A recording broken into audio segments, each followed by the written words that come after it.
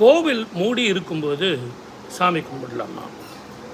இப்போ நம்ம சவுத் சைட்லாம் போனீங்க அப்படின்னா 1 மணிலேருந்து 4 மணி வரைக்கும் கோவில்லாம் மூடி இருக்கும்.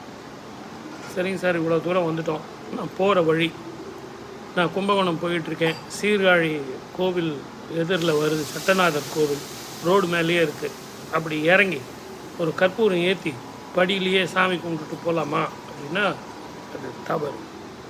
ஏன்னு கேட்டிங்கன்னா, சாமி கும்பிடுறதுக்குன்னு ஒரு நேரம் வச்சுருக்காங்க, கோவில் திறந்திருக்கும் ஒரு நேரம்னு சொல்லியிருக்காங்க. நீங்கள் வேணுன்னா ஒரு மணி நேரம் போய் லஞ்சு சாப்பிட்டுட்டு அப்படியே ஒரு ஆஸ்வாசப்படுத்திக்கிட்டு திரும்பி வந்தீங்கன்னா கோயில் ஒரு 4 மணிக்கெல்லாம் திறக்க போகிறாங்க.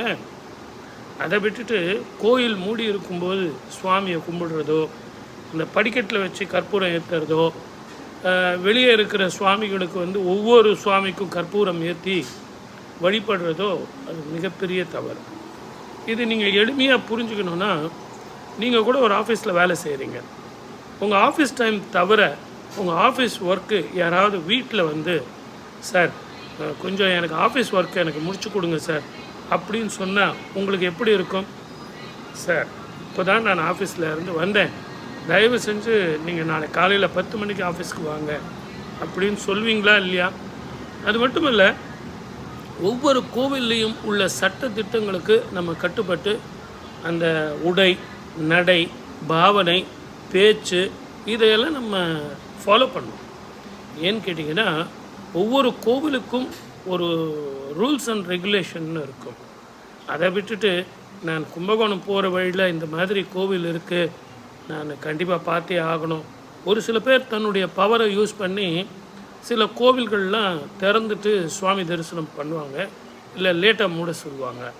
அதெல்லாம் மிகப்பெரிய தவறு. ஏன்னு கேட்டிங்கன்னா, இதை நம்ம சட்ட திட்டமாக எடுத்துக்கக்கூடாது. அந்த கோவில் மூர்த்தத்துக்கு உள்ள சட்டங்கள்னு பார்க்கணும், அந்த தெய்வங்களுக்கு உண்டான சுதந்திரங்கள்னு பார்க்கணும், அந்த தெய்வத்துக்கு உண்டான விதிமுறைகள்னு நம்ம பார்க்கணுமே ஒழிய, இது தனிப்பட்ட முறையில் நான் யார் தெரியுங்களா, நான் மிகப்பெரிய விஐபிங்க, சுவாமி எதிரில் விஐபியாக இருந்தாலும் சாதாரண ஒரு மனிதனாக இருந்தாலும் எல்லாம் ஒன்று தான்.